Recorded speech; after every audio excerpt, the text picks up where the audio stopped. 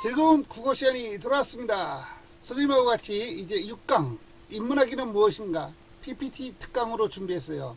여러분들 사실은 선생님이 고민을 좀 했는데요. 이 단원을 정리해 줄까 아니면 그냥 소설로 넘어갈까 라고 생각했는데 몇몇 반에서 정리를 해주는 게 좋겠다 이렇게 얘기를 해서 정리를 해줍니다. 그런데 정리를 하는 과정에서 여러분들이 익히 배운 내용도 있고 또 선생님이 단연간 오랫동안 국어나 문학을 공부하면서 생각했던 내용들을 정리해서 여러분들에게 알려줄 것입니다. 일반화되고 객관화되지 않은 내용이라 할지라도 여러분들이 공부하는 데 도움이 될 거라고 생각해서 알려주는 겁니다. 선생님이 왜 원시인인가 그 이야기는 여러분들과 같이 해봤죠. 이제 여러분들이 선생님 원시인처럼 느껴집니까? 그래도 안 느껴진다고요? 자, 잘 보세요. 원시인인지 아닌지 보세요. 선생님 손을 잘 보세요. 초록색으로 보이죠? 이렇게 초록색으로 보이는 게 바로 원시인입니다. 알겠어요? 자, 그럼 내용으로 들어갈까요? 자, 오늘 인문학이란 무엇인가 이렇게 공부해 보도록 하겠습니다. 자, 여기 그림이 하나 떴는데요. 인문학이란 무엇인가 방준호 작가님의 2013년도 작품을 하나 선생님이 가져와 봤어요. 이 그림을 보면 무슨 생각이 떠올라요? 여러분들은 이미 어떤 바람에 흔들리는 나무? 바람에 흔들리는 나무라고 보여지나요? 자, 이 방준호님은 작가님은 뭐라고 제목을 붙였을까요? 그렇죠. 바람에 흔들리는 나무라고 이름을 지었습니다. 바람에 이쪽에서 바람이 세차게 불어오니까 막 흔들려요. 자, 이런 이야기는 사실을 바탕으로 한 작품이 되겠어요. 바람이 흔들리는 모습, 한 45도 각도로 이렇게 쫙 꺾어져서 나무가 바람에 흔들리는 모습을 작품으로 표현해냈어요. 그런데 선생님이 보니까 이렇게 보여져요. 여기 십자가가 하나 있다라고 생각하니까 나무들의 모습이 달라졌어요. 십자가를 보는 순간 어떻게 돼요? 예수님을 찬양하는 형제들의 모습을 연상해낼 수 있다는 거죠. 이건 무엇이냐면 어떤 사실을 이상으로 바라보는 거죠. 작가가 생각하는 바람이 흔들리는 나무라고 하는 것은 객관적인 사실이에요. 여기에 십자가를 대비하고 신앙적으로 바라보니까 이것이 예수님을 찬양하는 형제라고 해석하고 볼 수 있다는 거죠. 이것이 바로 인문학의 시발점이라고 생각할 수 있어요. 자, 문학의 흐름 또는 미술사의 큰 흐름을 보면 고전주의, 낭만주의, 사실주의, 자연주의, 상징주의, 초현실주의 이런 흐름을 가지고 있어요. 여러분들은 조금 어려운 내용일 수 있지만은 그리고 미술사의 흐름을 보면 고전주의, 낭만주의, 자연주의, 사실주의, 인상파, 신인상파, 후기인상파 이런 식으로 흐름을 가지고 있다는 거죠.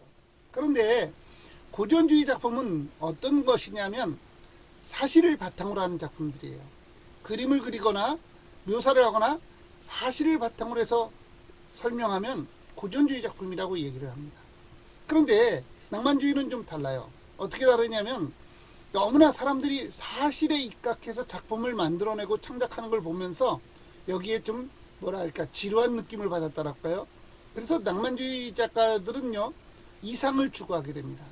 그래서 그림을 그릴 때에도 그냥 사실적으로 그리기보다는 점으로 그린다든가 선으로 그린다든가 아니면 빛을 투영해서 그린다든가 기법을 달리하는 거죠.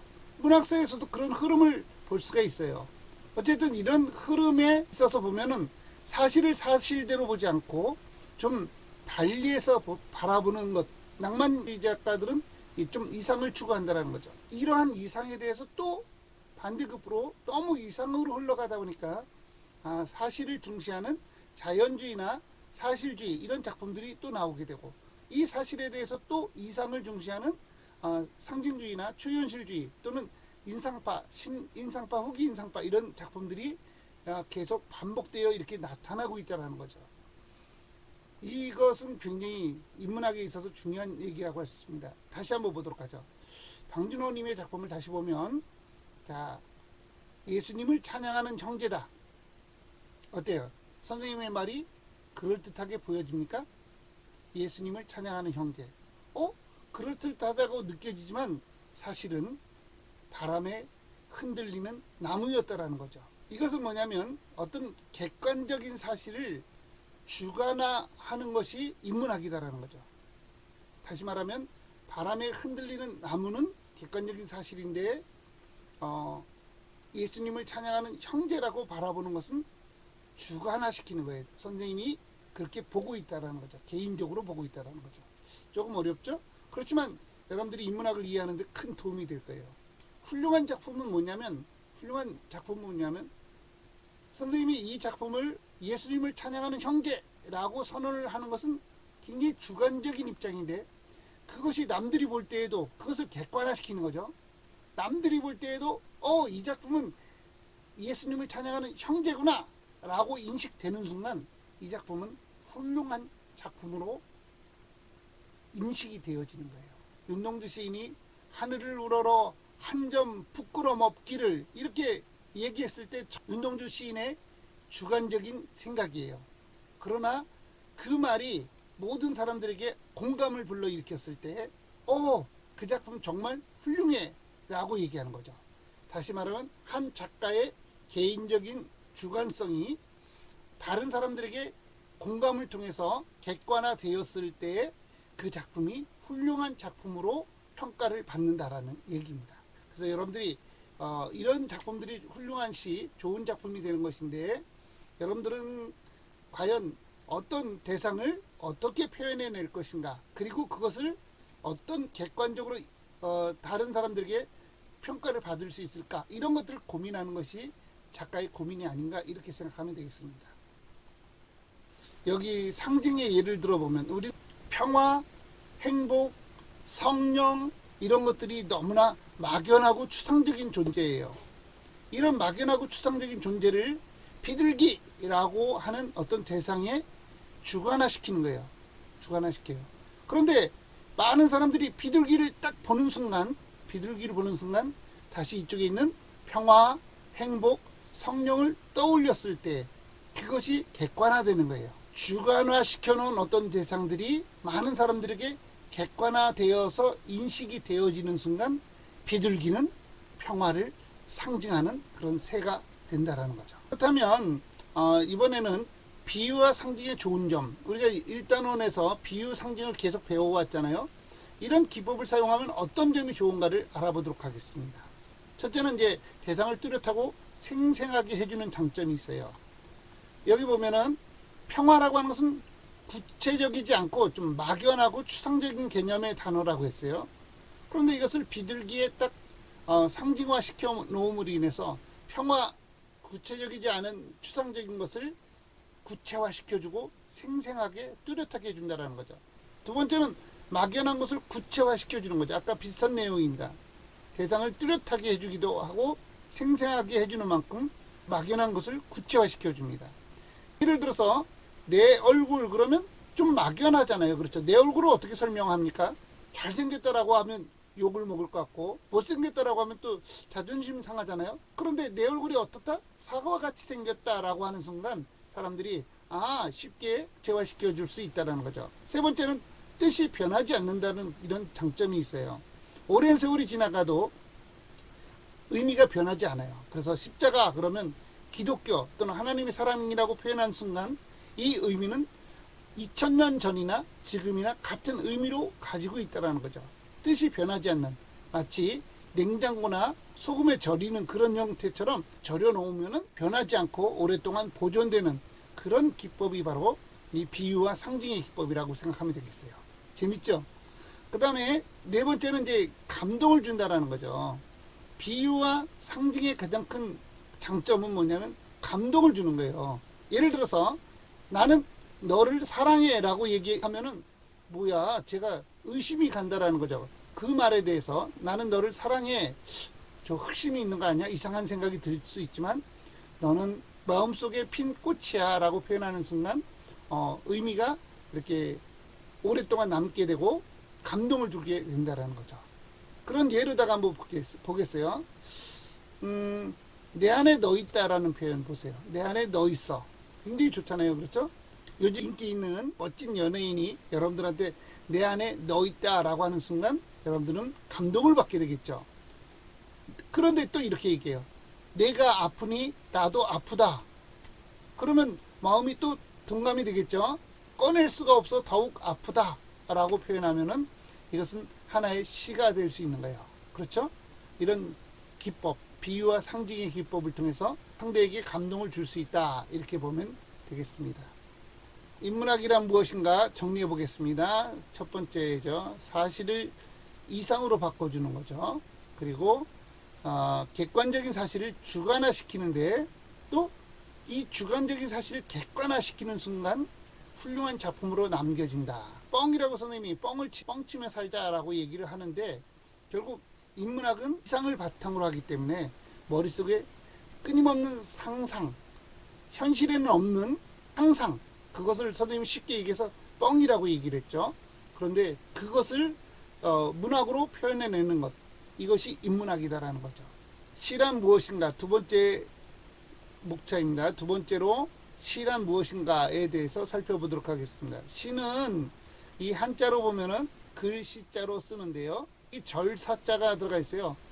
절사자는 옛날부터 이제 신이라는 의미를 가지고 있습니다. 그래서 신들이 사용하는 언어, 신들의 언어가 바로 시다 이런 거죠. 그래서 여러분들이 그냥 일상의 언어는 인간들의 언어예요. 그런데 시를 쓰는 순간 신들의 언어를 내려받는다라고 생각하면 되겠어요. 옛날에는 이런 생각으로 얘기를 했어요. 무당들이 사용하는 신내림의 언어, 주술 같은 언어, 이런 것들이 바로 시다라고 표현했어요. 그래서 일상의 언어와는 시의 언어가 좀 다르다라고 볼 수가 있습니다. 그리고 두 번째로 시는 투사의 언어다라는 거죠. 투사라고 하는 것은 사물에 내 마음을 투영시키는 거예요.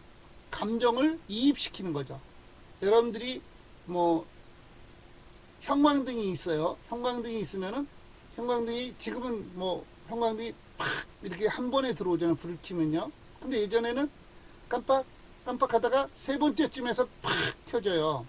그래서 선생님은 그런 생각을 했어요.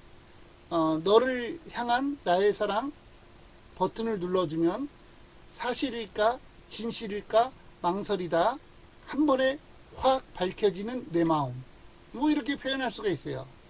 이것은 형광등에 작가의 마음을 투영시키는 거죠. 그래서 이것을 투사의 기법이라고 해요. 시를 쓰는 가장 쉬운 방법이라고 볼 수가 있어요. 그게 여러분들이 사물에다가 내 마음을 투영시키면, 여기 잔이 있는데 이 잔에다가 내 마음을 투영시키면 그것은 시의 언어가 될 수 있다는 거죠. 그래서 사물이나 사건, 사람에 대하여 감정이입을 시키는 언어가 시의 언어다. 또 시는 긍정의 언어다라고 하는 거죠. 어떤 사물이나 사건, 사람을 긍정으로 바라봤을 때 그것이 시의 언어가 될 수 있어요. 부정적으로 바라볼 때는 저는 그것을 시라고 보지 않아요. 왜냐하면 너가 거기 있어서 행복해 라고 얘기, 저 사람만 보면 짜증나, 저 사람만 보면 재수없어 라고 하는 순간 그것은 시의 언어라고 할 수가 없다라는 거죠. 그래서 긍정의 언어, 이것이 시의 언어가 되는 거고, 네 번째는 이제 시는 비유의 언어입니다. 그래서 시의 표현 형식의 5가지 요소가 여기 나와 있네요. 그렇죠? 비유, 상징, 반어, 역설, 풍자, 이런 기법들을 배워나가는데 지금 중학교 1학년 과정에서는 비유와 상징을 공부하고 있어요. 그 다음에 이제 2학년, 3학년 가면서 이런 반어, 역설, 풍자 이런 것들을 배우게 될 겁니다. 넘어가 보겠습니다. 시란 무엇인가? 시는 신의 언어이다. 신들의 언어. 그 다음에 투사의 언어이죠. 그 다음에 긍정의 언어다. 이렇게 볼 수가 있습니다. 자, 이번에 이제 여러분들이 예측하며 읽기, 이 단원을 배웠죠. 두 번째 단원으로. 작은 소단원이 예측하며 읽기인데 조금 선생님이 더 정리해주고 싶었던 게 있었어요. 그게 뭐냐면 바로 문장 접속 표현을 글의 내용을 공부하면서 한두 개 정도만 정리해 줬는데 그것을 일괄적으로 이렇게 정리해 줄 필요가 있다고 느꼈어요. 그래서 한번 보겠습니다. 문장 접속 표현은 여러 가지가 있지만 대표적으로 이렇게 6가지만 공부해도 굉장히 잘하는 거예요. 중학교 1학년 과정에서는 잘하는 거죠. 자, 순접이라고 하는 것은 앞의 내용을 이어받아서 연결하는 것을 순접, 그대로 이어준다는, 이 접이라는 말이 붙는다라는 뜻이에요. 붙을 접자예요. 그래서 앞의 내용을 그대로 이어받는 것을 순접이라고 하고, 그리고라고 하는 말로 쓰입니다. 그 다음에 역접이라고 하는 것은 거슬리다, 거슬려서 붙이는 걸 얘기하는데, 앞의 내용과 상반되는 내용을 이어주는 것. 그러나, 하지만, 그렇지만, 이런 내용을 역접이라고 합니다. 이건 본문 내용에서 나왔던 거죠. 그 다음에 인과, 앞에 문장을 원인과 결과로 이어주는 거죠. 인과가 뭐냐면 원인과 결과, 그런 뜻이에요. 그래서 따라서 그러므로, 왜냐하면 이런 것들이 인과의 관계로 이어지는 것이라고 볼 수 있어요. 여러분들이 정말 공부 잘하는 아이들은 지금도 이렇게 메모를 하고 있어요. 훌륭하죠? 순접, 앞의 내용에 이어받는 것. 어떤 아이들은 영상이 좀 빠르니까 영상을 탁 터치해서 정지를 시켜놓고, 그리고 다시 또 이렇게 정리하고 이러는 아이들이 있어요. 공부 잘하는 아이들의 기본적인 모습이라고 할 수 있어요. 그 다음에 이제 전환, 앞에 내용과 다른 화제로 바꾸어 이어주는 것을 전환이라고 그래요. 여러분들 그 장면 전환, 화면 전환 이런 것처럼 새로운 내용들로 이어주는 것을 전환이라고 합니다. 그런데 한편 다음으로 이런 말들을 쓰게 되죠. 그 다음에 첨가는 앞의 내용에 새로운 내용을 덧붙이거나 보충하는 것을 첨가라고 합니다. 더구나, 게다가, 뿐만 아니라 이런 내용들을 쓰게 되죠. 그 다음에 예시, 앞의 내용에 대해 구체적인 예를 들어서 설명하는 걸 얘기합니다. 예컨대, 이를테면, 예를 들어, 이런 말들이 예시가 됩니다. 그러니까 우리가 문장을 예측할 때, 앞의 내용에 대해서 다음 내용이 어떤 것이 이어질 것인가를 예측할 때에는 이런 문장 접속 표현으로도 예측할 수 있다는 거죠. 그러나 이런 말이 나오면, 앞의 내용과는 상반된 내용으로 이어지겠구나. 그래서 라는 말이 나오면, 앞의 내용이 원인이고, 그래서 다음부터는 이제 결과를 얘기해 주는구나. 이렇게 예측하며 읽을 수 있다는 거죠. 굉장히 좋은 내용이고, 여러분들이 앞으로 계속 공부하게 될 내용입니다. 한 번에 정리해서 머릿속에 쏙 넣어주시기 바랍니다. 다음, 예측하며 읽기의 방법이 나오네요. 이거는 교과서에서 지난 시간에 정리했던 거니까 간단하게 넘어가 보죠. 제목이나 그림을 통해 내용을 예측한다. 목차나 소제목을 통해 내용을 예측한다. 그렇죠? 소제목, 목차 이런 것만 봐도 책을 탁탁탁 넘겨보면은 내용이 예측할 수 있죠. 배경 지식이나 경험을 바탕으로 내용을 예측할 수 있어요. 그렇죠? 자기가 알고 있는 배경 지식이나 경험이 그 책을 이해하는데 또 도움이 된다는 거죠. 그 다음에 지금 배웠던 지시나 접속 표현들 있죠. 이런 것들로 예측할 수 있고, 글쓴이의 태도로 내용을 또 예측할 수 있어요. 글쓴이가 단정적인 태도냐 아니면 추측하는 태도냐 이런 것들에 따라서 글의 내용을 예측할 수 있다. 이렇게 볼 수가 있겠습니다. 이런 내용이 나오네요. 공부를 잘하는 비결. 이건 수업 외에 인터넷 강의를 통해서 선생님이 여러분들한테 많이 얘기해 줬던 내용인데 다시 정리해 봤습니다. 첫째, 고개를 끄덕인다. 고개를 끄덕이는 것. 왜 선생님들은요, 가만히 있는 학생들, 구경하듯이 가만히 있는 학생들보다는 웃으면서 고개를 끄덕끄덕 해주는 아이들을 더 유심히 바라보게 돼요. 그래서 선생님이 이쪽을 보고 있는데 이쪽에 있는 아이가 고개를 끄덕이면서 이렇게 웃으면 선생님들의 시선은 은연중에 그쪽 아이와 마주친다라는 거죠. 선생님과 시선을 많이 마주칠수록 집중력이 좋아지게 되고 공부를 잘하게 되는 거죠. 그래서 첫 번째로 고개를 끄덕이는 것, 여기에다가 올려놨습니다. 두 번째는 끊임없이 매부하는 거예요. 적자 생존이라고 얘기했죠. 적는 자가 살아남는 거예요. 이 순간에도 여러분들이 이렇게 공부 잘하는 법 이렇게 정리해 나가는 거죠. 그리고 이런 방법들을 자기 습관에 내면화 시켜 놓는 거죠. 세 번째는 어떤 내용이 나올까요? 작고 빠르고 예쁘게. 이거 뭐예요? 빠예. 글씨를 쓰는 방법이죠. 그래서 글씨를 작고 빠르고 예쁘게 쓰는 연습을 하라. 그래서 중학교보다는 고등학교보다는 대학에 가서 공부할 때 더 필요한 방법이라고 볼 수가 있어요. 이거는 나중에 또 선생님이 얘기할 거예요. 논술을 가르치면서 여러분들한테 얘기를 해줄 거예요. 왜 작바예가 되어야 되는가를. 그 다음에 네 번째, 예습보다는 복습을 많이 하라 이거죠. 학습이라고 하는 단어는 배울학자의 익힐 습자인데, 여러분들은 학교에서도 배우고 원에서도 배웁니다. 그래서 배움은 넘쳐나는데 자기 혼자서 익히는 것, 익히는 것은 좀 부족하다라는 거죠. 여기서 배우고 학원 가서 배우다 보니까 익힐 시간이 없어요. 정작은 익히는 것이 여러분들의 지식을 내면화시키는데 도움이 되는데 익힐 시간이 없다라는 거죠. 습이 부족하다라는 거죠. 마지막 공부의 이유에 대해서 여러분들하고 같이 이야기를 해봤어요. 앞으로 이런 이야기들을 많이 해나갈 건데 공부를 왜 하느냐? 홍익인간이라는 얘기를 했죠. 널리 인간을 이롭게 하기 위해서 공부한다는 거죠. 대부분의 아이들이 나 중심의 문화에서 내가 대학을 가고 내가 취업을 하고 내가 돈을 많이 벌고 내가 잘 먹고 잘 살기 위해서 공부한다라고 생각을 해요. 그러나 선생님은 늘 얘기합니다. 홍익인간, 남을 위해서 공부한다라는 거죠. 배워서 남주기 위해서 여러분들이 공부한다. 이런 생각을 가지고 있어야 돼요. 이런 사람들이 훌륭한 사람이에요. 훌륭이라는 말이 뭐냐면 남을 위한 사람이 되는 거죠. 남을 위한 사람. 이런 사람들이 훌륭한 사람이에요. 그래서 여러분들이 세종대왕, 이순신, 김구 이런 사람들의 삶을 돌아보면 자기 자신보다는 남을 위한 삶을 살고 있다는 거죠. 그런 사람들을 우리는 훌륭한 사람이라고 얘기하고 선생님은 여러분들이 그런 훌륭한 사람들로 살아가기를 바라는 거죠.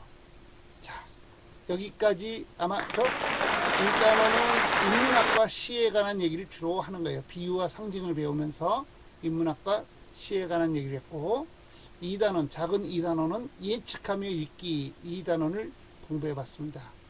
자, 어때요? 선생님하고 같이 이제 종합 1단원을 다 정리했습니다. 다음에는 소설, 성장과 성찰이라고 하는 소설 단원을 공부할 거예요. 소설 단원 역시 인문학이죠. 시 다음에 배우는 소설은 역시 뻥치는 세상, 즉 인문학의 세상을 계속 공부하게 될 겁니다. 여러분들 국어는 문학과 비문학으로 나누지잖아요. 문학은 바로 비유와 상징, 뻥치는 세상이고 그 다음에 비문학은 뻥을 치지는 않고 사실에 가까운 이야기예요. 그래서 어떤 아이는 비문학을 잘하는데 문학을 못하는 아이들이 있고 어떤 아이는 또 문학을 잘하는데 비문학을 못하는 아이들이 있어요. 이게 바로 사실이 중심이냐 이상을 중심으로 되어 있느냐 이렇게 볼 수가 있다는 거죠. 자, 오늘 수업은 여기까지입니다. 그러면 다음 시간에 또 만나겠습니다. 어때요? 선생님이 손을 흔들면 원시인 같죠? 자, 그럼 안녕. 여러분들도 손을 흔들어 보세요. 안녕. 아, 여러분들은 원시인이 아닌가 봐요. 초록색으로 안 나타나잖아요. 우와, 초록색이에요.